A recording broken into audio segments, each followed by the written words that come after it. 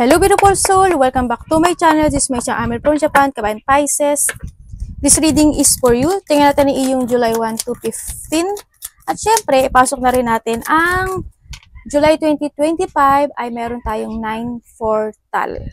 Yan, mga 9 portal opening. Retrograde tayo ha. Medyo nakakaba ang retrograde. No? Maraming mangyari. Yan, we have the July 4. Ano ba ngayon? 3. 3 ba ngayon? We have the July 4, ito yung mga, we have the Neptune retrograde, Venus in Taurus, Uranus in Taurus, Venus entering to Gemini. Ito yung it may shake up sa mga certain relationship, mga ganyan. Pwede siya sa romantic relationship, pwede din siya sa friendship, any relationship. Pwede may malalaman ka or may mga conflict, malaki o maliit man yan, may mga ikabibigla mo, magkakaroon ng mga realignment situation, dito sa, maaaring sa mga magkakalapit din ng araw. Also, July kasi, almost kasi retrograde nga, di ba? Dito na yung papasok na if gusto mo ba bang ipagpatuloy yung sitwasyon na yun, yung relationship na yun, or hindi na, may mga ganun. Pwede rin na may mga doubt ka na malalaman mo yung totoo. Kumbaga, doubt mo, tapos nalaman, ay, totoo pala. May mga ganun situation, no? Make a space, magbigay ka ng time sa sarili mo, everything may reason, no? Ibig sabihin. Siyempre, meron tayong July 6, 7, 2 portal ito.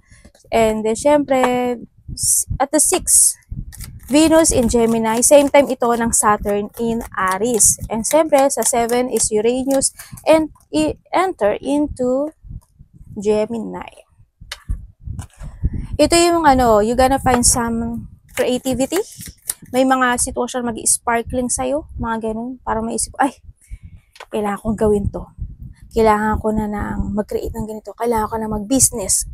Kung magkakaroon ka ng mga idea, no? Kung paano palalaguin yung sarili mo. Kung may mga bagay naman na hindi mo ma-download, siguro it's time na kailangan mo mag-meditate, mag-me time ka, make a space sa sarili mo para makapag-download ka kung ano mga needs mo in life, no? Then, syempre, may mga sitwasyon din na nangyari noon is July 2025. 1948, yung mga, siguro, this is the last na nangyari ito, and this time, mangyayari ito muli, this 2025.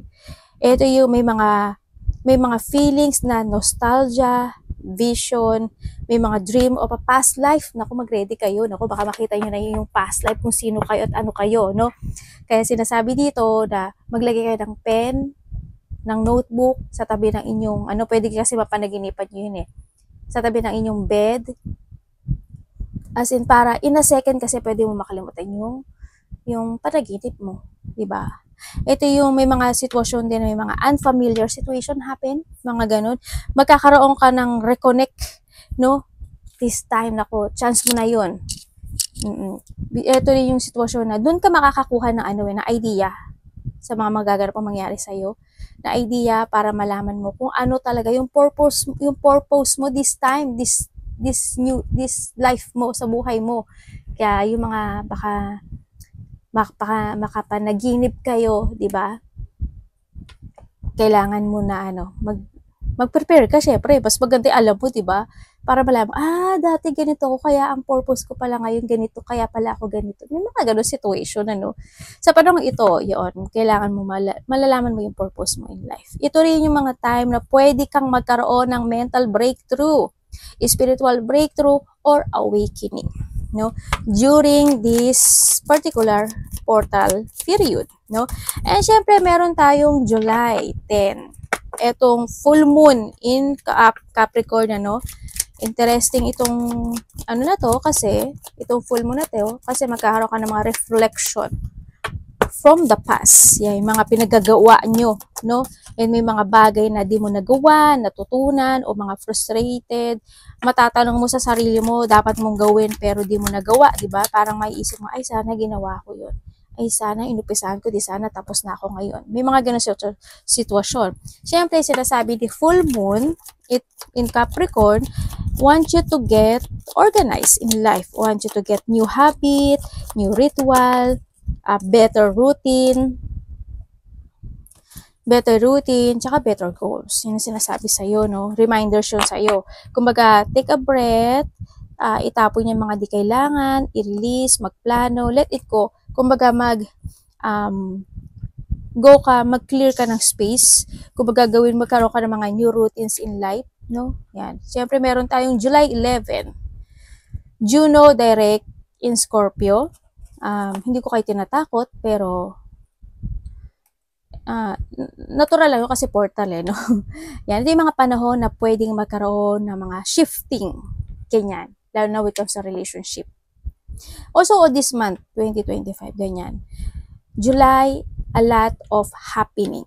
Lalo na sa relasyon. May mga secret na pwedeng ma-reveal, mga pwedeng mauwi sa breakup. No? Sa panahon ito, sabihin mo yung nararamdaman mo, yung gusto mo, sa karelasyon mo. Then sabihin niya rin yung nararamdaman niya, yung gusto niya at yung ayaw niya. Mga ganun. Para ma-prevent yung breakup. No? Kung gusto niyo lang naman. Siyempre, reflect what you want, understanding what you really want in life.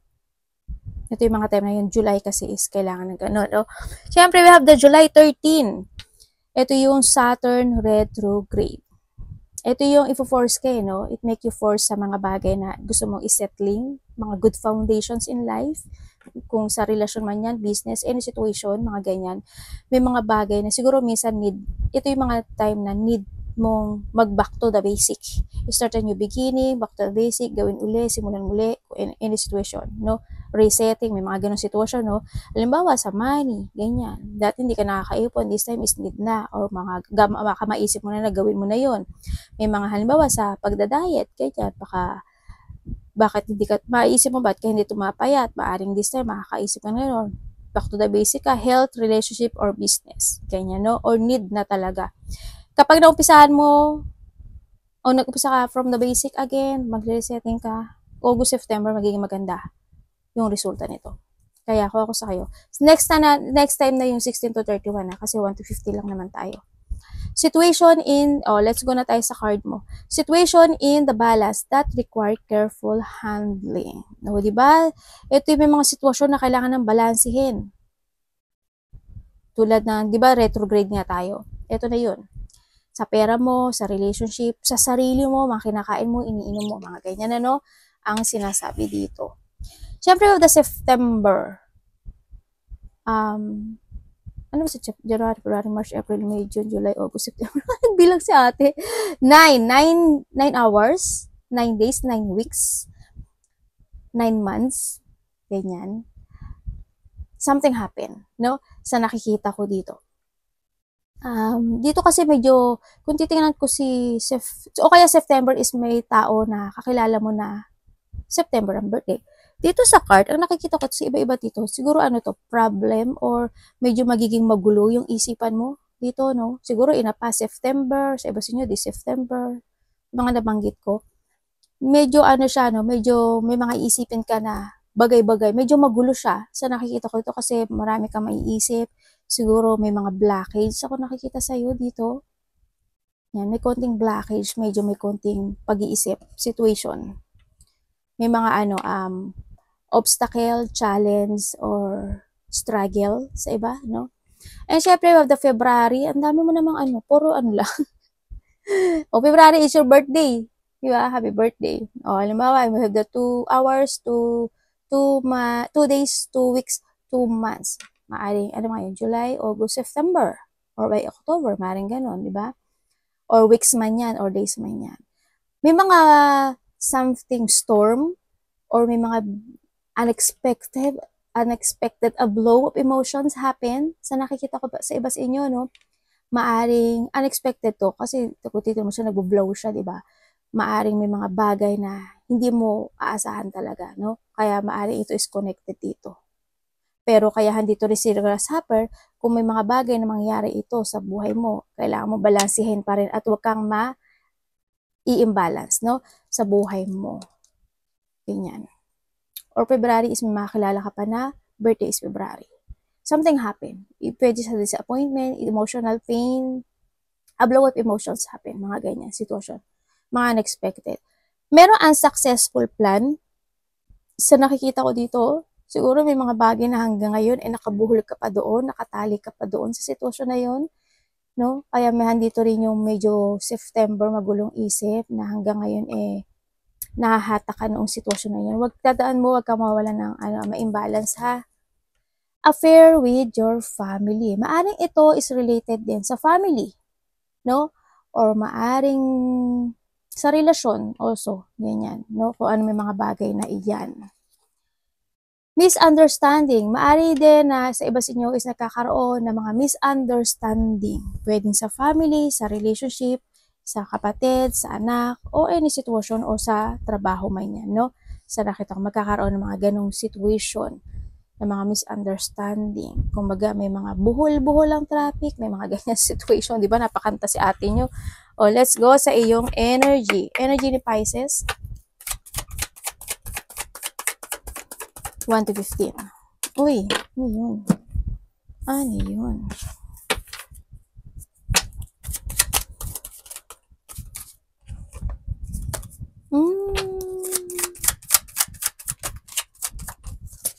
Okay, thank you.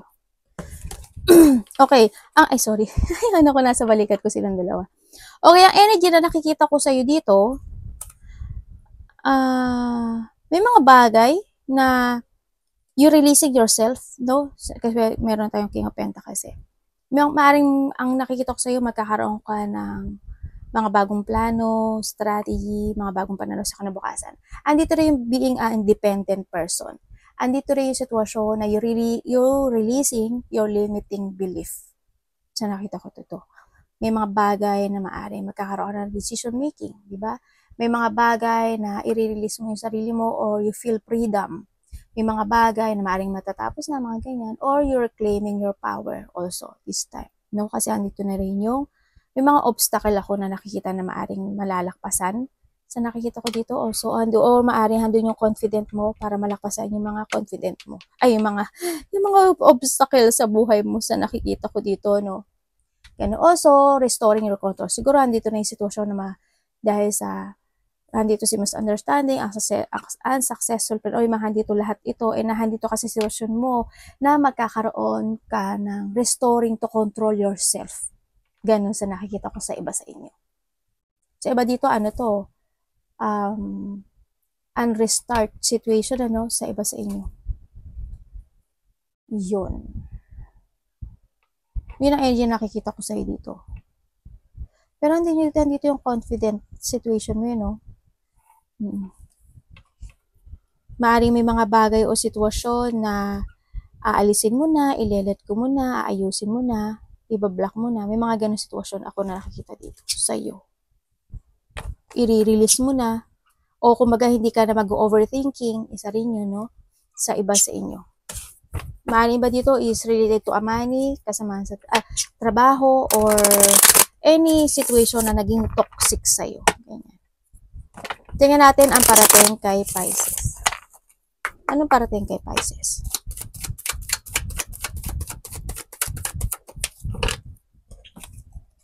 Ano ba yun?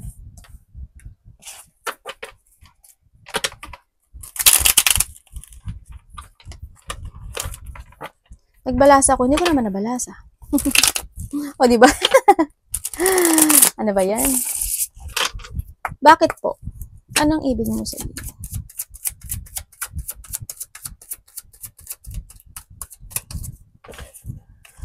Parating sa kanya. Okay, ang parating sa'yo may mga pressure situation.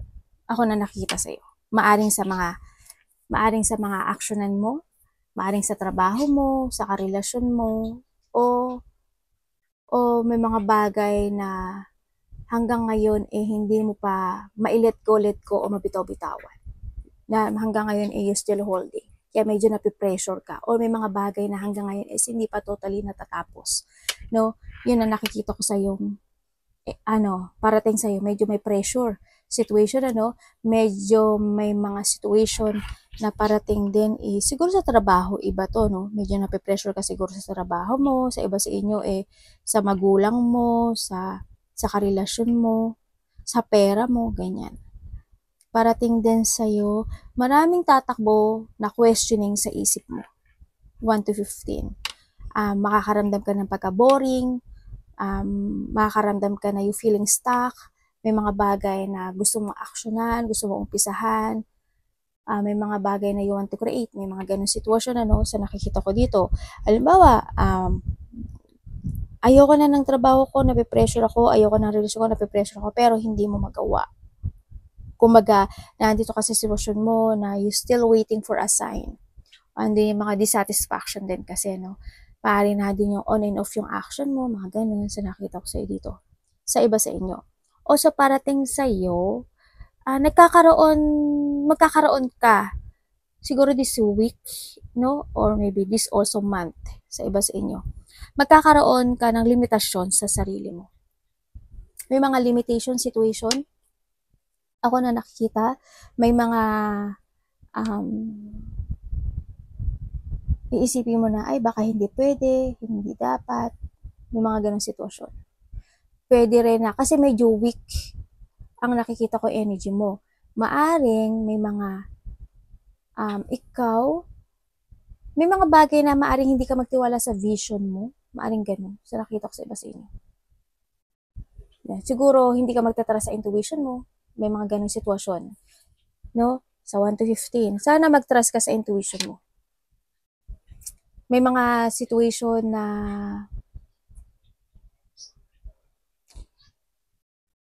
bahala na situation, may mga ganong sitwasyon.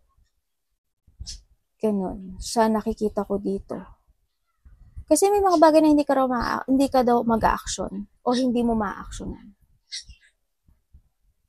Yun ang nakikita ko dito. Yung mga bagay na hindi mo kasi kayang i-let go o you still holding, mga ganyan. Parang andun na lang yung contentment or maaari you're stuck lang talaga. Yun ang nakita ko dito.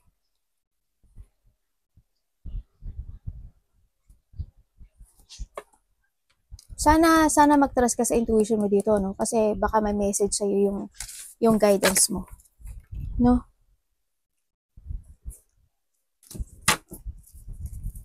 Iba naman sa inyo, siguro when it comes sa relationship, hindi kayo pwedeng ikasal o nagkaroon ng mga hiwalayan o nagkaroon ng mga hindi pagkakaintindihan, maaring ganun, Maaring when it comes sa relationship din, may mga pinaniniwalaan. Kumbaga magkaiba kayo, halimbawa isa Catholic, isa ganito, may mga ganung sitwasyon, Sa nakita ko, may mga sariling paniniwala o may mga nagkakaroon ng kalakaran dito. Siguro kung sa trabaho to, sa relationship, ganun, di ba? Hando yung limitation, may mga gusto kang gawin pero hindi mo magawa. Gusto mong gawin yung idea pero hindi mo magawa kasi may mga dapat sundin. Yung mga ganun sitwasyon. So, iba sa inyo, mahalaga sa buhay nyo ito. Halimbawa, sa kapatid mo, sa magulang mo, sa karelasyon mo, kumbaga nahando yung sitwasyon na ikaw to sarili niya lang iniisip niya, kaya medyo nape-pressure ka, vice versa tayo, Kumbaga iniintindi mo lang yung tao na yun kasi parang hindi naman nakikinig, may mga ganung sitwasyon. Ano dapat iwasan ni Pisces? Kaya medyo nape-pressure ka sa mga nangyayari in life. May mga pressure situation. Dapat iwasan.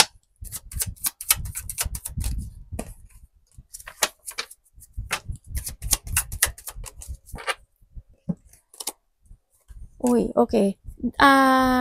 Pisces, ang sabi dito, dapat mo daw iwasan yung mga tao na gagamitin ka lang. Yung mga tao na kailangan ka nila because of the needs. Yung mga tao na, iwasan mo yung mga tao na parang, hindi ko naman sinasabi na hindi sila nag-iisip in the future, pero, siguro mas nagtithink sila about the happiness in life. Okay lang naman maging happy, pero maging balance lang, di ba? Ganon. Iwasan mo rin yung mga bagay na naulit na notes o ulitin mo uli ngayon. Yan. Iwasan mo rin na maging weak ka or hindi ka mag-focus o kumumit o magbigay ng effort sa mga bagay na gusto mo maging okay. No? Sa pera mo, sa relasyon mo, ganyan. Iwasan mo yung mga frustration. Siyempre, be independent. Hindi naman sinasabi dito na ano kung may mga tao na ayaw sa'yo, okay lang yun. Diba? As long as stable ka in life, okay lang yun. No, iwasan mo yung hindi ka magkaroon ng development. Lalo na when it comes to money, sa sarili mo, sa sarili mo, as in sa mga ininom, kinakain, mga bagay-bagay kanya, no? Yun, iwasan mo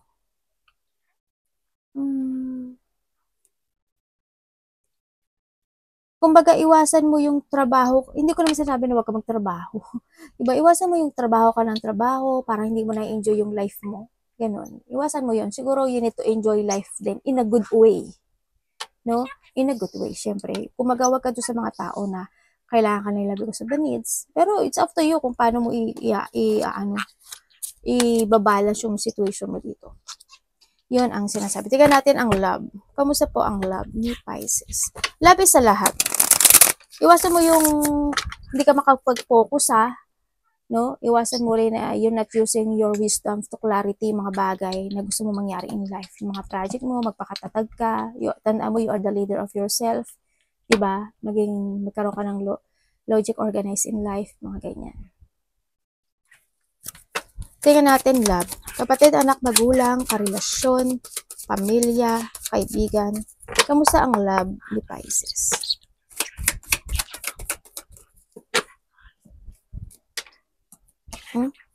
Ganun.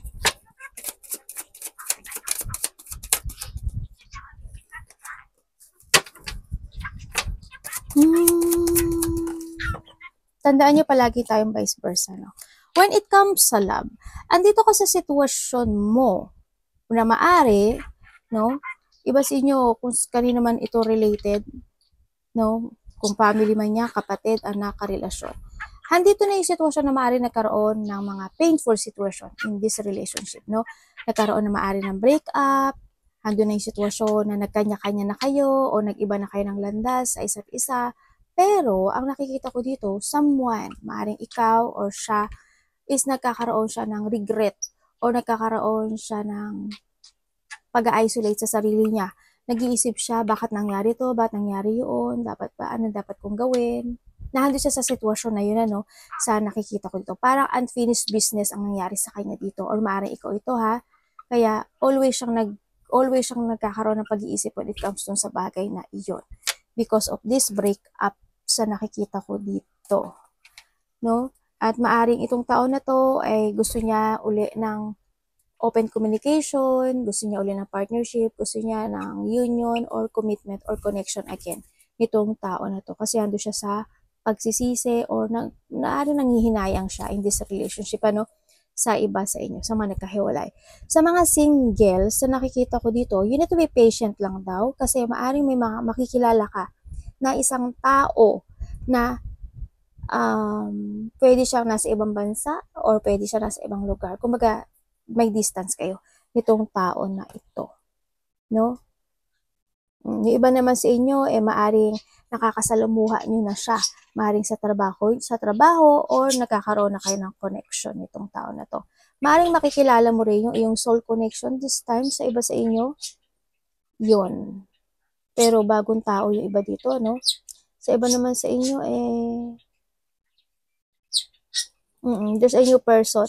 Ako nakikita dito. Sa mga magkakarelasyon naman, sa nakikita ko dito,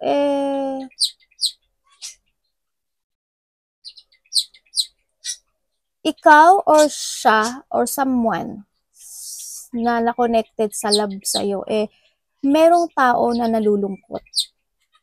Hindi ko alam kung itong tao na to is thinking of something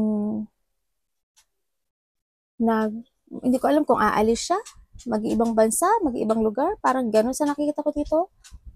Parang ikaw ito or siya, no? Parang gano'n. Parang may gusto siyang puntahan o may pupuntahan siya. Yun ang nakikita ko sa kanya dito. O maaring ikaw ito. Ganyan. Maaring nandun siya sa pag-iisip na naghahanap siya ng kanyang direction this time. No? Sa nakikita ko dito. Tao to na maaring ikaw to or siya ha. Sa iba na, oo. Kasi sa iba sa inyo, ganun eh. No? Or maaring kung magkasama kayo nito, nasa iba yung isipan niya. Hindi nakatutok sa'yo. No? Maaring, iba kasi sa inyo single. No? Kung din yung iba sa inyo single, pero hanggang ngayon, nahahata kayo ng nakaraan.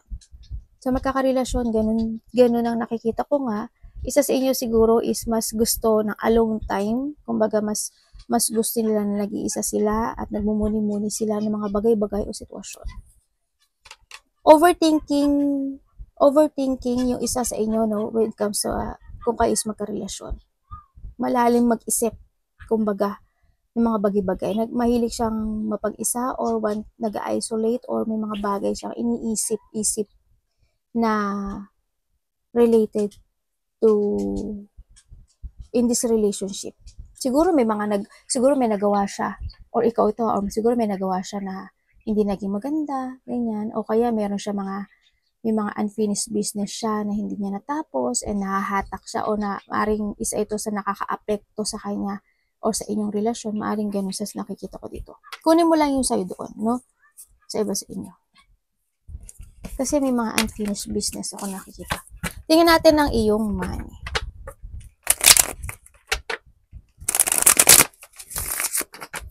Diba dito LDR kayo? Siguro kung LDR kayo, isa sa inyo, parang gusto niya muna, huwag mo na ako kasapin. I want to be alone. Yung mga ganun sitwasyon siguro. Kung mahilig siya magmuni-muni. Or maaring ikaw ito. Money ni Pisces, 1 to 15.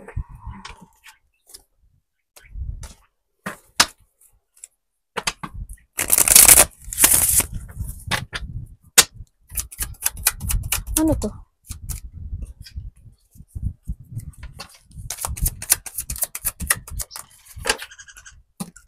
Okay, when it ay naku po, medyo magulo Kalaleo.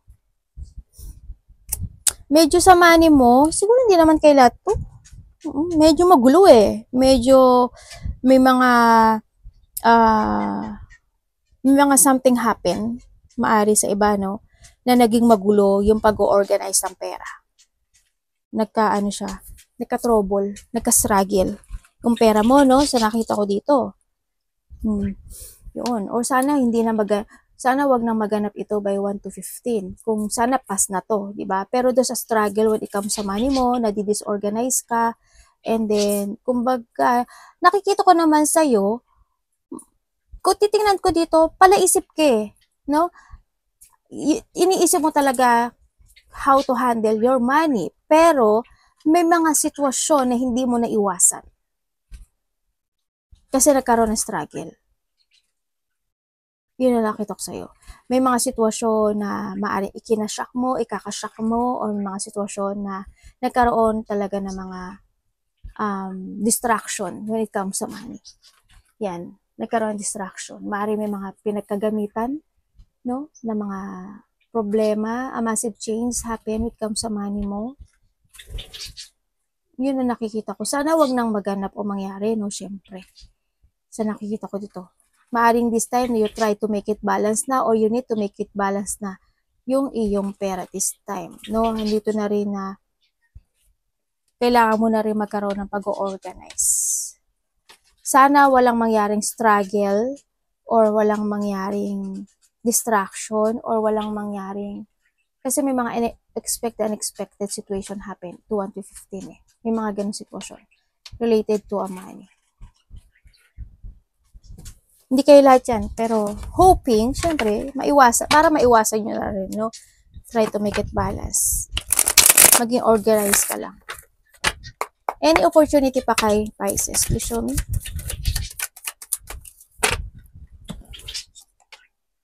Oh.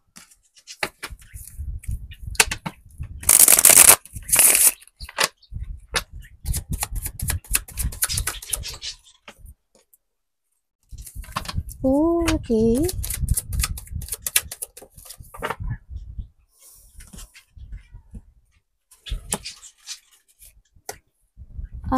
Okay. Any opportunity, may tao makikipag-usap sa'yo, either kasamahan mo sa trabaho or kapamilya mo. Maaaring may mga pag-uusapan kayo related to money, trabaho, or pera, pamana, parang may mga ganun sitwasyon, or maaari rin siya na pag-uusapan nyo na related to a bahay, ganyan. May mga ganun sitwasyon ako na nakikita sa iyo. Yun opportunity. May makikipag-communicate daw sa iyo. Ito. Pwede siyang magulang, pwede siyang kapamilya o kasama sa trabaho. Pwede rin ito sa iba sa inyo. Ang nakikita ko sa dito, di ba?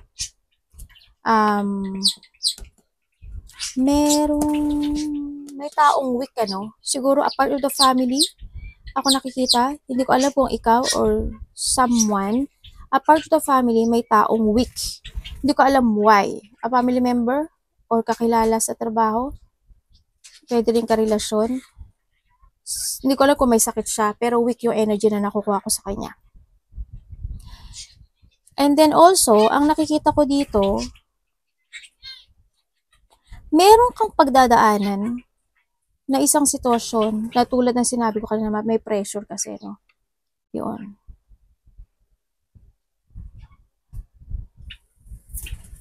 Tingnan ko nga to.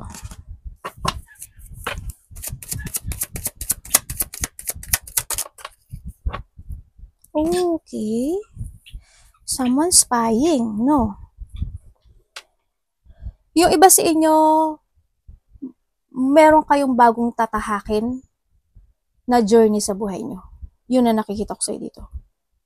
Bagong pagtahak. A new direction, a new journey in life. Ganun. Maaring iba sa inyo is meron kayong mga aaralin, pag-aaralan, i-research, aalamin, sisiya sa atin. May mga ganun sitwasyon ako na nakikita sa iyo. And then, siguro mangyari ito within months or by next year, weeks, months, or next year. May mangyaring pagbabago sa buhay mo. A new journey in life. A new direction. Siguro, iba sa inyo yung opportunity. May mga potential ending of situation. May mga new beginning or there's a beginning of a cycle happen sa buhay mo. So, iba sa inyo, by this October, 10 weeks, 10 months, or by this October, mangyayari yun. Yun ang nakikita ko sa iba sa inyo. Tingnan natin, advice. New beginning situation. Parang iba sa inyo, this a breakthrough para sa iyo, no? Yung mangyayari na yun. Baka opportunity sa iba or kaya may mga bagay na umpisa mo na i-create. May mga bagay na gusto mo nang i-start, either a project, ganyan. But as there's a new journey happen in life, biglang biglang magbabago. May pagbabago mangyari. Advice.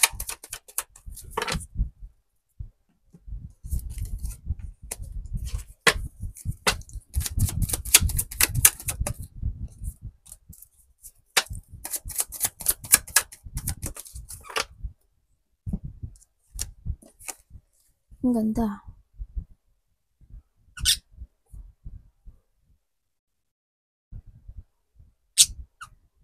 Nasa ibang bansa ka ba? Nasa ibang bansa ka or someone is nasa ibang bansa? Kasi may ibang salita ako nakikita. Merong nag-aano sa tenga ko na ibang salita. Hindi ko lang alam kung ikaw nasa ibang bansa or maring karelasyon mo nasa ibang bansa. Parang ganun.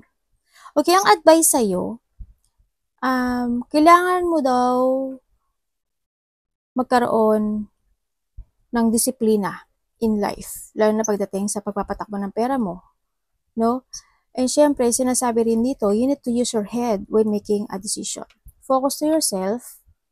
May mga bagay na kailangan i-progress, may mga bagay na kailangan i-analyze, may mga bagay na kailangan ng strategy. No, may mga bagay na kailangan mo mag-umpisang muli or you need to invest to yourself or you need to invest to start a new beginning in life, no? Sinasabi dito, mag-trust ka sa intuition mo kasi marami sa inyo ang may psychic ability or malakas ang intuition or instinct, no? Ang sinasabi rin dito, parang basa yung, tuhod ni mami, anak Pinupuan ako ng anak ko. Yun, ang sinasabi dito sa iba sa inyo is, after a month, sa iba dito siguro, siguro sa iba dito weeks or months, siguro bago magkatapusan or maybe related to September, kasi hindi sa September, or sa iba sa inyo is by October, maaaring ganun. No, ako nakikita dito. Merong, there's a reward. Maaaring may papasok na pera or meron kang reward of success because of your effort na mangyayari or marireceive mo. Yun na nakikita ko sa'yo. Dito. May tao dito na kukonect sa'yo. May mga pag-uusapan kayo na more on related siya sa stability, money, trabaho. Meron. Aquarius, Gemini, Libra, Taurus, Virgo, Capricorn. Yan naman nakikita ko dito. Siyempre, meron tayong Pisces, Cancer, Scorpio. This is yung kasi. Yan na nakikita ko. May mga pag-uusapan kayo. Dito. Sa iba naman sa inyo, may mga didesisyonan daw kayo sa buhay nyo. Siguro, andito na yung decision making mo na gusto mo na ng bagong trabaho, ng bagong siguro magkakaroon ka ng desisyon na gusto mo na magkaroon ng bagong pagkakaperahan, mga ganyan. Sa iba sa inyo. Idea, also this at idea, no? Sa iba sa inyo. May opportunity na parating sa'yo. Mayroon. May new opportunity coming. There's a new beginning, siguro when it comes sa trabaho, ang nakita ko dito, kung either pang umaga ka, pang gabi ka, o kaya may mga bago kang hahawakan na isang, mo yun kung mag-iiba yung routine mo, kumbaga sa trabaho. Kung iba naman, siguro new job, new work, mga ganun. O kaya, may mga bago kang hahawakan na isang responsibility when it comes to a work. Maring ganun sa iba sa inyo. Sa iba sa inyo, own business to. O pagkakapirahan. Nakakaisip na kayo ng gano'n, no? Sa iba sa inyo. Arigatou namase, God bless.